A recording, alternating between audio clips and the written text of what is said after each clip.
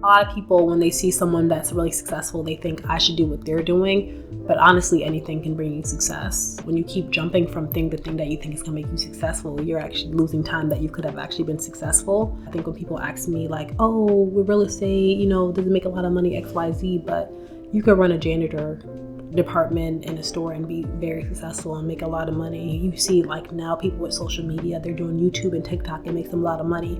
But if you keep jumping from thing to thing that you think is going to make you a lot of money, you're never going to actually make any money.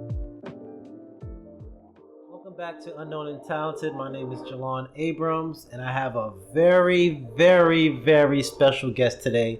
I usually say special guest, but she's very, very special because this is my sister. She's a real estate agent selling houses like crazy. Her name is Amorel Abrams. How you doing today, Amorel? I'm doing good. Thank you, Jelan. All right. So we're going to get started. I know everything about you, but I want you to introduce yourself to the audience, what you do, whatever you want to tell them. Got it. Well, my name is Amorel Abrams. I'm a real estate agent. I'm a full-time real estate agent. I say that because it's a big difference. So I'm a full-time real estate agent. I've been doing it for almost 2 years? Mm-hmm. Almost 2 years now. And I really enjoy it. I have kids. I have 2 children. I have a husband. So full-time wife, full-time real estate agent, full-time mom. So yeah, that's me. That's good. That's good. So you are a real estate agent. This podcast is about entrepreneurs that's trying to grow their business. So I want you to talk about house market. Like everybody right now, I feel like every time when people talk the market, it's never a good time to buy a house. Mm. They say the interest rates are too high. It's a seller's market. It's never a time to buy houses. So pretty much I just want you just to describe what the market looks like and tell people like, yo, it's time to buy a house. Well, it's funny you say that, Jelan, because I think people always say it's not a time to buy. When I purchased my first house, was it 6 years ago? Mm-hmm. About 6 years ago, everyone thought the interest rates were high, the houses were overpriced, and we have about $200,000 worth of equity in our house. So if we listened to everybody else, we wouldn't have $200,000 in our house. So I think that you can't listen to everyone. I think that, everybody knows a house, somewhere to live is a basic necessity of life. If you have to live somewhere, you might as well let it pay you. So I think that if you need somewhere to live, which everyone does, you should buy a house regardless of what you think the market is like, regardless of what you think the interest rates are like, because you need somewhere to live. I think it's more important when you sell than when you buy. If you buy when houses are, not looking great like 2009 and those type of years, of course you're going to lose money. But people that didn't sell then, they got a bunch of money for their house when they sold. Or if they haven't sold, they still have a bunch of money in equity for their homes. So I think it's more about when you sell than when you buy, personally. So you said something about buying. It's important to have a house. Mm-hmm. Right now, I'm in an apartment. A lot of people say it's the easy thing to just get an apartment. Is it a hard process to actually get a house? No, it's not hard to get a house at all, actually. And a lot of people think, like, I shouldn't get a house because I don't have the credit. I shouldn't get a house because I don't have the down payment. They have programs that you don't have to put down payment on your home. They have programs that you don't have to have great credit for your home.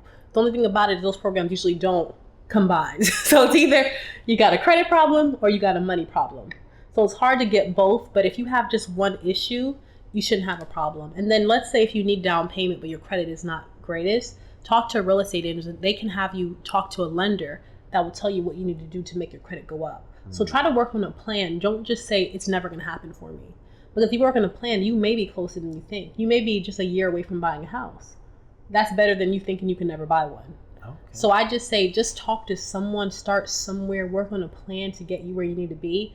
Because when you look back on it, think about how quick 10 years went by. I mean, I swear we were just, wearing big pants and, doing these dances. Yeah. And 10 years went by like that. So if you have to wait a year to get a house, if you have to wait 2 years to get a house, what is that in the grand scheme of things? Mm-hmm. That's the way I look at it. Okay. I got that. Okay, so so you said contact a real estate agent. So mm-hmm. For me, for example, I don't know if I'm in a position to get a house yet. There might be people out here that are listening that are nowhere close to getting in a position to get a house. So if they contact you, like I was always scared to waste their time. I was just like, I don't want to talk to a real estate agent yet because like I'm scared to waste their time. What do you think about that? I don't think you should worry about wasting someone's time because it doesn't take long for someone to help you or give you the resources. If you talk to a real estate agent, you're not sure, they're going to get you in touch with a lender. Mm-hmm. The lender will be able to qualify you within a day, even sometimes within a phone call, because they'll let you know how much you make and what's your credit score. This is what you got to do. So I would never be worried about wasting someone's time. I'd be more worried about, trying to get somewhere for myself, trying to build something, because we're here to help. Real estate agents, people think everyone's in it for the money, but we're here to help, because you'd be surprised how many days and how much you do for clients. At the end of the day, when they close, you're not thinking about the paycheck. You're thinking like, oh, thank God Chelsea got a house. That's what you're thinking, because you get to know their family, you get to know their children, you get to know all about them. So you're not thinking, even when you show them like certain houses, you're thinking like, well, you told me your mama can't go up the steps. You said she travels here a lot. Yeah. So you start thinking for them, because you just want, them to have the best. So you'll think at first that you're bothering someone, but you'll be surprised. They're just happy that you're reaching out so that you can help them out. So okay, it's not even like that. That's actually pretty cool. So like I was doing a little bit of research on buying houses, and they say you want to make sure you're locked in with that real estate agent. So talk about the importance of that, because you were saying that somebody's looking for a house, they're looking for their mom, and they can't go up the steps. What's the importance of them being locked in with you? I think it's important to lock in with a real estate agent, because they're able to share a bunch of knowledge with you. If you're kind of searching around and going back and forth with a real estate agent, they're not able to give you all the information that you need. And then they're also not able to kind of walk you through the process, because let's say you start with one agent, then you move on to another agent, you move on to another agent. The agent doesn't know what you did with the last agent. So it's like you're going to keep starting over. You're wasting time, you're wasting money, you're wasting resources for you and for the person. So I think that it's so important to save time, save your money, save your energy, go with one person. And if you're like a year away, call that person in a year. They'll probably follow up with you in a year and have them help you, because they know where you're at, they know what you need, they know where you've been, and it's just going to save you so much more time. Okay, I like that. So we talked a lot about the other side. I want to talk about your side. You being a real estate agent, and I was just watching you going from a 9-to-5 to transition into be a real estate agent. So talk about that, because I feel like a lot of people want to escape that 9-to-5 life, and they think entrepreneurship is the best thing for them. Talk about that transition from actually going from 9-to-5 to your own business. Okay, so if you're looking for flexibility, stay in the 9-to-5. Stay in the 9-to-5, because I work all the time. When I worked a 9-to-5, when you cut off, when you clock out, that's it, you're done. When you go on vacation, you're done. Recently I went to Peru with my husband, and I just had a house that went live. So it came to the market. When I tell you, I was on the balcony trying to call people like, hey, did your client want to see this house? Hey, we got an offer. I'm trying to worry. People are calling me and they're missing phone calls from me because I'm out the country. And if you had a 9-to-5, you probably wouldn't have to deal with that kind of stuff. So if you're looking for a bunch of flexibility in your schedule, real estate may not be for you. Maybe a part-time real estate agent, but if you're looking for full-time, because you're dealing with people's largest financial asset, their largest financial instrument, you can't just turn it off. Like, people have all their money. Sorry, I have an alarm for my son to go to bed. So I was in Aruba with my husband, and I just had a property go live. So I had a listing go live in the MLS. I was getting phone calls from agents trying to see the house. We were getting offers left and right. I was making sure, and this is a funny story. So basically, people were scheduling the house, and we scheduled through this thing called Showtime. You cannot get on Showtime out the country. So I'm calling Showtime to figure out who was scheduling, because I could not pull up the website. And then I called the help desk, and they were like, hey, are you in the country? And I was like, no. And they're like, yeah, it doesn't work out the country.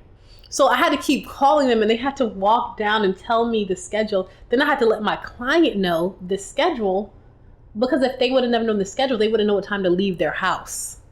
And I was doing this all while on vacation. So when I tell you you're looking for flexibility, a part-time real estate agent may be something you could do, but in terms of full-time, it'll be very difficult, because you're dealing with people's largest financial instrument, their largest financial.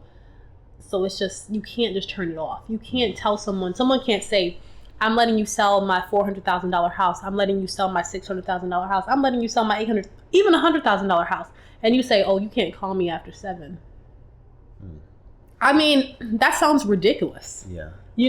Or if you put an offer in for a client and you can't be reached, what if they got the house? What if they didn't get the house? So you can't really turn it off if you're a real estate agent. So if you're looking for that type of flexibility, it'll be different. Wow. No, I never thought about that. So do you regret it? Because I'm on the 9-to-5 right now, and I am mad every day. I'm just like, I'm tired of this, and I do it. So what do you regret that? I don't, because I help so many people. Okay. And honestly, I get more value in helping people than anything. I think that it's just the helping the people, really. Yeah. And I know where I was when I bought my first home and the help I was able to get from my agent. And I really just want to help people with that, because I never felt fulfilled at a job. And now I have about 15 people that I can drive by their house and see what I've done for them. Wow. When I had jobs, I never was able to really see what I've done. And I can actually see with my eye when I drive by what I've done for them. No, so that's amazing. You said 15 houses that you're driving by. So like, are you just based in the Charlotte area or the whole North Carolina? I'm North Carolina and South Carolina. Okay. So I've helped people in Lexington. I've helped people in Salisbury, Statesville. These are all areas in North Carolina. I've helped people in York. So I help people all the way in North Carolina and South Carolina. And then also, if you're outside of those areas, I can always find someone that can help you. Okay, no, that's amazing. I think that's kind of fire to be able to drive by and be like, yo, I sold that house. I just remember when the first time you were selling it, not the first time you were selling a house, but you were selling a house, and it was the first time that your face was on that sign. I just remember that because I know when you first started, you were doing like open houses or you were helping people like sell it, but then you saw your sign for the first time. Tell me about that more. Tell me that experience. So it's funny you say that, Jelan. So there was a house, a for sale by owner on my block, like 2 houses down. And I was driving one day and I saw the for sale by owner sign on the mailbox, and I'm like, what are they selling? So I asked my dad, because he stays with us here and there to help me with the kids. And he was like, I don't know. So I stopped by their house and I'm like, hey, what's going on? What are y'all selling? And they're like, oh, we're selling our house. And then I was able to talk to them and tell them the benefits of a real estate agent. And I was able to list a house in my neighborhood within the first year of me doing real estate. Wow. So I was able to list a house right on the golf course, a few homes down from me in my neighborhood, just within a year of doing real estate. And that house was able to go under contract within the first 3 weeks. Wow. So is there like a time period? 'Cause I don't know too much about real estate. Is it a time period before you're able to list your own stuff? He said within the first year you were able to do it. Well, I said the first year because a lot of real estate agents don't really do much business until they've been doing real estate for about 6 months. So I say within the first year because a lot of real estate agents are not going to be getting listings the first year. So that's why I say within the first year, because that just shows that I was getting it. Okay. I was getting it. Okay. No, that's really good. That's really good. So I have a question real quick. So open houses. Usually they have open houses to try to sell houses. And I was used to doing open houses, like $1 million houses. So for open houses, do you still do those, or are those for more like newer real estate agents? I wouldn't say they're for newer real estate agents. I think that if I have a listing, I would love to do the open house. My only issue is that if I'm doing a listing for someone, they have to find a house. So I don't have time to sit there and try to sell their house when I need to find them another home. So an open house is a great thing, to get out there, but our market is so competitive. There are going to be showings left and right. So if a house needs a little bit extra loving, I would do an open house. But if it's like fresh to the market and we're getting a lot of interest, you really don't need an open house. And then also, you don't want to have an open house at certain price points because you don't want like 30 people in somebody's house. That could be a hazard. That could be, that's not great for the owner unless the house is empty. I wouldn't recommend an open house that you're going to have so many people in and out, because that could be a very dangerous situation. So I think it just depends. I would never say I'm too busy for an open house, but I have to help people find houses, and so I just don't have as much time as I did. But if the house needs an open house, I can do it, or one of my colleagues can do it, one of my teammates can do it. Okay. So you are very busy, and I know you said you do have, I know because I'm my brother, but you do have children. So what is that balance like of having children, but also being a real estate agent where your hours could be at midnight, really, if they really wanted to get this house sold? Yeah. Well, I mean, my hours are pretty funny. Actually, a couple weekends ago, my husband was traveling for work. Actually, I'd bring my kids with me to multiple showings. So, I just chop it up to being a mom. That's why I say that my clients, even though, they're not your family, they start feeling like your family because you see their kids, you see their, it just feels like you know them. So that's why I don't feel like real estate is a money thing. I just feel like it's more like a people thing, because I know their family like back in my hand. They know my family like back in the hand. And this is not even a client that you work with for a long time. You get to know so much about them because you see them in different stages. And I just think that having kids and having to do real estate, people understand. And I think someone would rather me have my kids and my family all in than them missing opportunities. So, you know, it's difficult, but yeah. No, I like that because a lot of people will make excuses like, yo, I have a child, I can't do certain things, and I'm not. Never mind. I was about to say something I wasn't supposed to, but they have, you know, they have a child and they can't do certain things. So I just love how even bringing them to a showing, because with my nephew, you actually had him in college and you were, you know, you had him and then you was able to still finish doing what you do. And I think a lot of times people will make those excuses. So I like how you weren't. Yeah. I never make excuses. You know, when I was pregnant with my son, I was going to NC State and I was studying. Wolfpack. And I just think that excuses, my dad says excuses like belly buttons. Everyone has them. And when it comes to my clients, when it comes to my children, I just try to be there 100%. And even if they have to cross paths, that's the difference between being an entrepreneur and being a 9-to-5. Your life has to cross paths a lot. And even though when they have to cross paths, I just make sure that I'm giving both people their attention and giving both, you know, what they need. So. Okay, I like that. You're definitely inspiring. But I'm your brother, so I know more about you than a regular interview would know. But I just remember this day where, you know, you were calling me. You weren't very happy. And you were like, I want to quit. Like, I don't want to do this anymore. I want to go back to being a 9-to-5. So just talk about that feeling that day that you had and then how you feel today by not quitting. I don't remember that day. I'll tell you that. I don't remember it because I call you so much about all my issues. Yeah. So I don't know what day that was, but I know it. I know it happened because I say stuff like that all the time. Yeah. But one thing I can say about the times whenever I felt like quitting with real estate, it's so easy to feel that way because sometimes you feel like people don't appreciate you. And you do so much, like I told you, you're blending your time with your family. And then at the end of the day, it's like, I love my job. I don't do my job for the money. I don't have to do my job, to be real. I don't really need to do my job. But you know what I'm talking about. Yes. I don't need to be working. But I do because I enjoy it. And I think that sometimes when you feel unappreciated, it's not... You could literally help someone buy $100,000 house and you'll feel appreciated by that person. But if you do so much and you don't feel appreciated, that's in anything, in a relationship, in a marriage, and a work environment. I think it'll make anybody feel like they're not doing enough. So I think really just like if I don't feel that appreciation from people that I'm giving so much to, like my clients, I make sure like I help them from getting a loan to getting a house. Like I help them all the way throughout. And if you can help someone for 6 months and then all of a sudden they're like, I'm renewing my lease. Anybody will feel a smack in the face because you put so much time and energy in that person and you could have been helping someone else. But I think that recently I've learned you can't take that stuff personal because you don't know what that person was going through.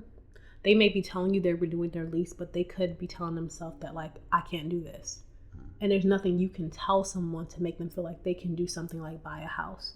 I tell people to do it. I've done it numerous times. It's not a big deal. It's the bank's money. But I can't talk you into doing something like that. That's something you have to be comfortable with. And I tell people that it's scary. It's not, I mean, this is a big investment, but if you don't make it, you're going to keep throwing money away. So another year you're renting, your rent keeps going up. You could have bought a house in 2 years. You've been up almost 21%, and your house could go up about 7%, depending on if it's a new build or existing build in Charlotte. So you could have been up, but instead you're down. So I think that when it comes to wanting to quit, or even any entrepreneur, if you feel like what you're doing is not working, if you feel like you need to change, that'll make you want to quit. But as of today, of course I have some time where I'm like, oh, gosh, am I making sense? I'm working so hard, helping these people out. They don't understand. But I think now I just don't take it personal. Now I'm here to help people. I don't care if you buy a house or not. I'm going to give you my 100%. And if you buy a house, you do. If you don't, you don't. But I'm going to give you my 100%. I'm going to give you what you need. So I know that you're comfortable because I know what I needed when I bought my houses, my first house and second house. You know, now that we're under contract, I'll give you what we need, what I think you'll need, and so on. So I love that. That was a great answer because me, 9 to 5, I'm talking to people, you know, every single day. I'm on the phones too, so I'm talking to people every single day. And when I have a phone call with especially an older client, and they're like, "Oh, I appreciate you so much," and like you feel that, but then you get to the next client, and they're like, "Man, I'm sick and tired of blah blah blah," and I'm just like, "Yo." You know, so it's just I definitely can feel that. That's why I want to be an entrepreneur as well, because I love helping people. Yeah. And I want to be able to see, you're driving by, you're seeing 15 houses. That's an amazing feeling. I want to feel that. I don't want to just go and, because like when you work for somebody, it's a transaction and you keep it moving. So I definitely think that's kind of great. But what is the craziest story you've had as a real estate agent that you can share? Story. You said you know the story? What is I know the story. Remember, it was another real estate agent. She was an older lady. Oh my gosh, yes. So I was selling a house. I'm not gonna say the area, but it was the outskirts of outskirts of Charlotte. And my clients were selling their house, and I was negotiating with a more seasoned real estate agent. And her client wanted a refrigerator, and I said, "We're not giving them a free refrigerator," And I just kept telling her that. And when it was time for me to like pass over the keys to her and her client, she was very nasty. Like, when I tell you nasty, I don't know how you guys can't give us a refrigerator. Y'all doing so well. Look at your car. I don't know what my car had to do with the refrigerator in these people's house. But hey, neither here nor there. She wasn't getting the refrigerator. Didn't matter what I was driving. So, and eventually she was just coming at me. And this girl said, I don't know what I said to her, but she's talking about, you need to fix your butt. And I said, whoa, this is nasty. And this lady she was up there in age. I wasn't expecting it from her, but I thought that was a pretty crazy story, because I just think that when you deal with anybody like independent contractors, we have been out of corporate world for so long. We don't have any rules. So you think people are so like, but when you haven't been dealing with certain rules, we don't have HR. So it's like, if you get underneath someone's skin, it's like, who are you going to, you can tell someone's broker in charge or something that you are offended, but at the end of the day, it's not really much. We're independent contractors. So, but it was a pretty interesting story, because that taught me like, girl, no matter who you're dealing with, these people can be just as nasty as Love and Hip Hop. Yeah. So I just, like I said, I just don't take nothing personal. I laugh it off now, but at the time I was upset, because I'm like, gosh, it's a refrigerator. But people get upset in negotiations if they feel like they lost negotiations to someone that's maybe a younger real estate agent, someone they think that shouldn't be able to negotiate against them. They'll get upset, they'll get nasty. But my job is really just to do for my clients. Like, I don't care what people think. I don't care what she says, because at the end of the day, her clients paid for the refrigerator. She gave me my clients that day. She gave my clients the money for the refrigerator. That's why I was meeting her, to get the money, to exchange the keys for the money. And after she said that comment, I didn't give her the keys. I put it in the lawyer's office the next day, because we were closing the next day. And I said, "Oh, no. Because I'm like, I can't trust you now. Yeah. You talking nasty like this. Who knows what you're going to do to these people's house?" Yeah. So I kept the keys, and she was upset. And I got the money, and I gave it to my client. And my client was laughing, because she was like, gosh, you could at least give us a check, because they gave her cash. But then they put it in their bank account. It was good. So the money was fine. But it just was funny to me. No, that's just hilarious, because I just know you, and I know like you don't play that. So how did you keep your composure though in that situation? I think what made me keep my composure is me realizing I'm not used to this area. Okay. Because this is outskirts of Charlotte. If this was in Charlotte, I don't even know what I would have said. But you gotta think, when you're in outskirts, this is different rules. Yeah. I don't know she could have people. I didn't know what was going on. I was literally by myself. My clients weren't even there. Oh, okay. Because my clients were moving closer to Charlotte. So I was literally an hour away from Charlotte. I don't know where this lady is from. I don't know who she knows. And then I have to take one way back home. It wasn't like a highway. It was like kind of like a local road. So I'm like, I have to take an hour back home. I'm not about to say anything. I'm not going to start nothing with this lady.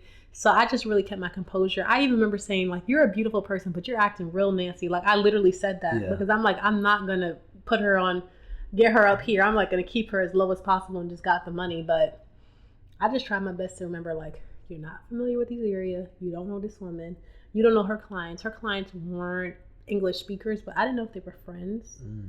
You just never know who you're around. You always have to protect yourself. So I just made sure that I wasn't going to tassel too much with anybody because I don't know them. So talk about that. I wasn't even going to talk about this, but talk about that. You are a woman and you're saying you're out here traveling, all that stuff. So what do you do to to protect yourself or be more cautious when you're out traveling so much? Well, I think that it's important. Like when I meet with buyers, I meet with them in my office first. Okay. I make sure they're like pre-qualified. I make sure that they're serious. Only time I meet with people like out in the field at houses if I actually know them. But if I don't know you, the first time I'll meet with you is in my office. Because if someone is pre-qualified, someone knows them. You know, they know their social, they know their information. If you have someone pre-qualified, you had to give someone all that information. So more than likely, you're not going to get pre-qualified to be a creep. Because you gave someone all your information in order to get pre-qualified. So, and then what I would do is I make sure I'm always, paying attention to what's going on. I also do carry around pepper spray as well, just in case, you never know. I love it. And it's on my keys. And when I walk through the house with someone, if I have a new listing, I'll open my pepper spray and I'll just keep it in my hand because you can't really tell that it's in your hand. It just looks like you're holding your keys. Yeah. And I'll just have it open just while I'm doing my showing, and I just have it in my hand, my listing appointment. But I just try my best to really stay on top of things and make sure I'm paying attention. And then also, if I'm not sure about an area, I'll let my closing coordinator or my team lead or someone know where I'm going. I'll even share the location with my husband sometimes, depending on the time of day. And that's usually what I do to just kind of stay. See, okay, I love it. I really like that.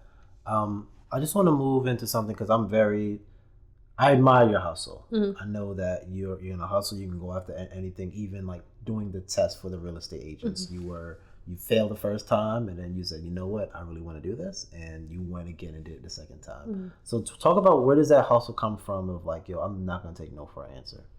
I'm not sure, actually. Now that I think of it. I've always been a hustler. In high school, I had 4 different jobs, and I would go from one job to the next job in the mall.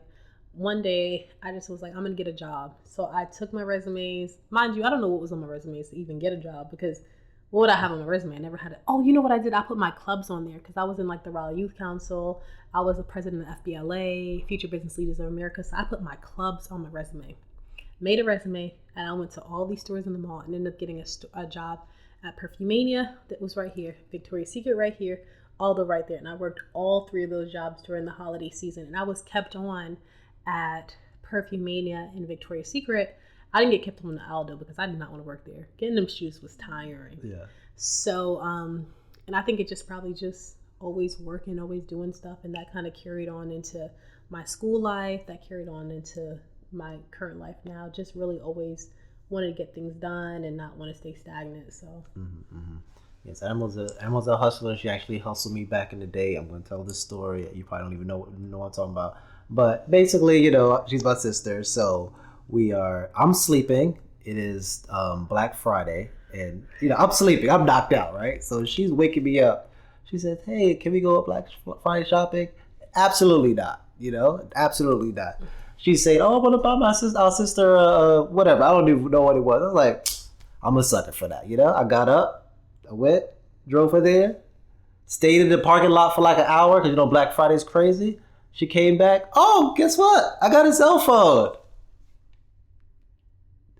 and that's what I deal with as a brother. So she's definitely been that hustle mentality to get what she wants. Wow, you gotta let it go. I'm never gonna let that go. But you said you don't really remember a lot of things, but I do remember when you also your decision to move to Charlotte. We lived in Raleigh. You made a decision to move to Charlotte, and when you were there, you worked extremely hard to be able to get to NC State. Your grades weren't great coming out of high school, but then when you were in Charlotte, you worked your tail off. You had a job selling cupcakes. She was out here selling cupcakes on the campus. And then you was able to get to NC State. So you always had that hustle in you, but what I'm saying, now it's just showing, which I definitely love. Yeah, that was difficult, but I did what I had to do. And the thing about it, I think it's just not making excuses. I think excuses is just a horrible thing. Even when I did the real estate exam, when you were brought it up, and I didn't pass the first time. The reason why I didn't pass the first time is because I didn't think it was that serious. I thought it was going to be easy. And it wasn't, because you think a 5-week course from just graduating, I went to NC State and I got a pretty good GPA. I don't remember what it was years ago, but I went through school decent. So I'm why would a 5-week course stop me up? That should be easy. Yeah. So I didn't really take it that serious. And I was like, I probably could take it more serious. So that's why I took it again. And I stayed up and I was in the office. My house has an office downstairs, an office at 1 o'clock in the morning, 2 o'clock, because having kids, I couldn't study during the day because my kids need me during the day. So at night, that's the only times I had. I was buying Red Bull, drinking Red Bulls downstairs. My husband's upstairs sleeping. You know what I'm talking about, Jelan. I remember that. Yeah, I was like studying all hours of the night to the point where my family, like, you have tests or anyone has tests. I'm like, why don't y'all just study at like crack of dawn at 3 o'clock? Because I don't see why not. You're not doing nothing else. You don't have to sleep. You get a few hours, you'll be fine. Yeah. That's time that you're like wasting because you could be doing something with that time. So those are the times that I was studying. I was getting the best studying time done because there was nobody up. And I was able to retain so much information. So I think that just like if I would have said, oh, I can't do this because I got kids, I don't have time to study, I wouldn't be a real estate agent now. And honestly, I'd probably be a stay-at-home mom and be depressed because I couldn't do them jobs. Yeah. You know me, Lord. Yeah. I couldn't do them jobs. So. So yes, I do love your hustle. But how do you plan on passing that hustle to your kids? Because I know this day and age, everybody's on their phone, everybody's lazy, people don't go outside anymore. What is your plan, even if you're doing it already, to pass that hustle to your kids? That's a really good question. I think that's a really good question because with my kids, kids are expensive. And I feel like my kids are very expensive between swimming. My son's been in swimming for the last 5 years. And he's 6. Yeah, he's been in swimming for a long time. Swimming, daycare, soccer. What else does he do? Basketball. And then my daughter. It's like they do so much stuff to the point where this summer, I'm not even tell you how much it costs per week for my kids' activities because it just probably make people uncomfortable. But it's more than $500 a week. That's how much it's costing for me to do my kids' activities and keep up with everything they have going on. So it's really hard for me to think about what I can do to make that hustle in them because I do so much for them. And me and their dad sacrifice a lot to make sure they have what they need, to make sure they're in the neighborhoods they need to be in, to make sure they're in the schools they want to be in. But it's definitely something we have to make sure we pay attention to because you'll be surprised. Like you talk to your kids and you're like, why are they talking like this? They seem so like entitled, but you don't know what to make them not entitled. So I really don't have an answer for you yet, Lon, because I just can't think of a way to pass that hustle into them yet. I guess I try to get them to clean their playroom. Hey, get them. And an example as well. They're watching you do it. They see everything. So it's like... I guess you're right. Yeah. But in terms of... I don't know. Just have them clean up. Be like, hey, clean up, do this, do that. You don't get it. But you're doing... I think what you're doing right now is definitely a great thing. With the real estate. I just want one last question before we end. You said you have multiple homes. So you talked about the importance of having a house for yourself, but what's the importance of getting a second home for like what word am I looking for? Income? Passive income? Passive income. Yeah, there you go. Passive income. Well, I think it's important to have a house coming in for passive income because right now a second house may look like kind of a burden to people because you're not going to be making that much passive income. But I think that it's important not for you to see things as right now. Like our houses that, the house we rent out, it's not bringing us a bunch of money. But we're not looking at it right now because right now we don't need a bunch of passive income because we're still really young. But let's say, add 30 years to it, we're going to be looking for passive income.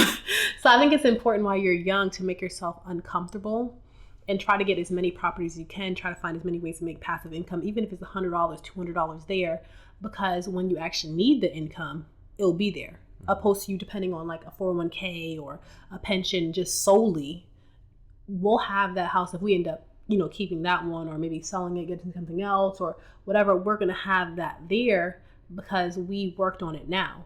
You don't want to start working on trying to get passive income when you turn 65 and now you're like, maybe I should get an investment property. It's too late. You can't use all your money you're getting from your pension and your 401k to get an investment property. But when you're making money and you got to think, like right now, I'm not even 30. So I got a bunch of years ahead of me. So I can, sacrifice right now because I'll be good. I have another, maybe 40 years of working in me probably before I retire. So it's just like I can deal with, having to really get it together, having to maybe not as much this month as next month, but it's all about like the future because when you're retired you have those retirement years, you don't want to not have what you need.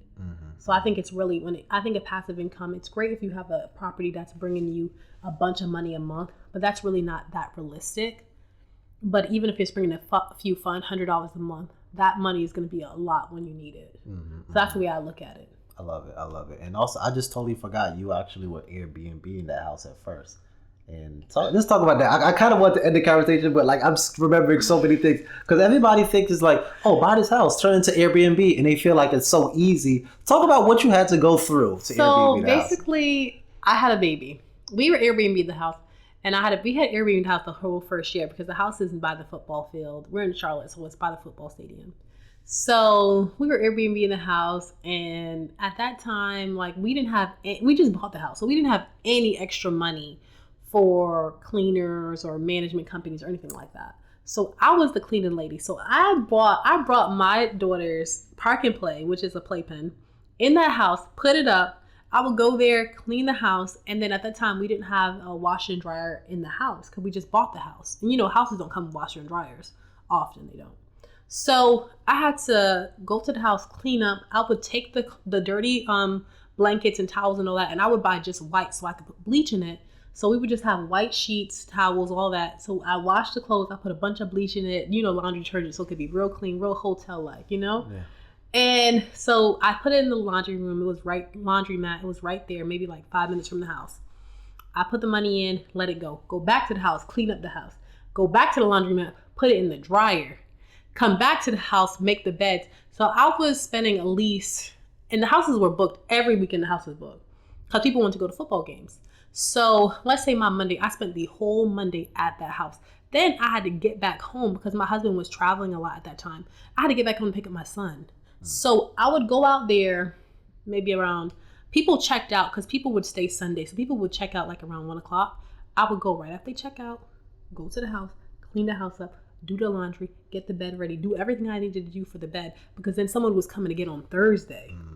So I had to make sure the house looked perfect for Thursday. And then sometimes on Thursday before they checked in, I just went over there to make sure the windows were open. And my Airbnb, it was 30 minutes from my house.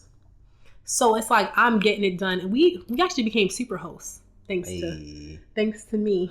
But because we were on top of it and people would come over the house and they would need certain things. And I would have to go help them because you want to make sure you got those good reviews. So people were like, oh, we don't have a cutting board. This happened, right, Merlin? This happened. I'm going in my car. You can't tell them you're 30 minutes away because that's a basic necessity that people. You can't say go get your own cutting board. Actually, no, it's not a cutting board. Yeah, but if they leave that review that they don't have a cutting board, that's not a basic. I know, but then you lose that review and then you get 2 stars because you told them to get their own cutting board. You gotta think I was treating my people that stayed in my Airbnb like I would want to be treated. And people actually really liked it. Like they would leave reviews. And it's funny because my husband tried an Airbnb when he was in New York. We didn't get no reviews. I mean, it wasn't going up and beyond. we were begging for reviews when he was doing the Airbnb because he was not. But with me, I was making sure like I would contact the people. Hey, do you need anything? Hey, I was really on top of it. And I think that if you have an okay stay at Airbnb, you're not leaving a review. You have to have a stellar stay, like beyond amazing stay to actually leave a review. Because if it's just okay, you're not leaving a review. You only leave a review when it's really bad or really good. That's the only time you leave reviews. You're right. I don't leave a review. Well, I haven't been to Airbnb in a minute now. I know, but if something is good, you just expect it. You don't think to say, oh, it was good. Sure. You got to say like, oh, you got to have a story to tell for it to leave a review. Yeah, and you did that. Yeah, so I made sure I had a story, and that's how I became a super host. That's what's up. That's what's up. Well, Amorel is extremely busy. I don't want to keep her too long. She actually was late to the interview because she was working. You know what I'm saying? Like she's, you're doing your thing. So I had to put that in there. But I appreciate you coming on. I love you so much. Your hustle. You don't gotta touch me. I'll just touch you. I love I love your hustle so much. You have any last thing to say to the audience? Yeah, I just think that a lot of people, when they see someone that's really successful, they think I should do what they're doing. But honestly, anything can bring you success. I think that people should remember that because I think that when you keep jumping from thing to thing that you think is going to make you successful, you're actually losing time that you could have actually been successful. So I just think that's important because I think when people ask me like, oh, with real estate, does it make a lot of money, X, Y, Z, but you could run a janitor department in a store and be very successful and make a lot of money. You could be, anything you do can make you a lot of money. You see, like now people with social media, they're doing YouTube and TikTok, it makes them a lot of money. But if you keep jumping from thing to thing that you think is going to make you a lot of money, you're never going to actually make any money. So. No, that was deep. I even think about, you talked about Airbnb. Somebody could clean Airbnbs and they can make a lot of money. They can make a lot of money. So yeah, anything that you do can make you a lot of money if you actually stick to it and you actually put like attention in it, and you're not going from one fad to the next fad to the next fad. So I think that if you want to be successful, just do something you're good at, do it really well. Even though that sounds cliche, do it really well and you're going to make a lot of money, because everything has a lot of money in it. I love it. So somebody looking for a house, how do they contact you? All right, awesome. Well, you can always give me a call. My number is 919-914-1308. And then also you can always email me as well. My email address is amorel@soldbyzan.com. So it's AMOREL @sold, SOLD, by Zan.com.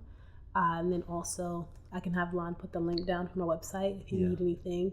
But I'm really easy to get a hold of. And if you don't get me via phone, just shoot me a text, because those spammers be going. So so shoot me a text. Say, hey, I saw you in a podcast. I would love to talk to you. And like I said, even if you're not looking for somewhere in North Carolina or South Carolina, I can always get you in touch with someone that's in your area. If you don't know anyone in your area that can help you. So I can always kind of be that middle person for you there. Perfect. Thanks again to Amorel for coming on to the show. My name is Jelan Abrams. Amorel Abrams. Unknown and talented. We'll see you next week. See ya.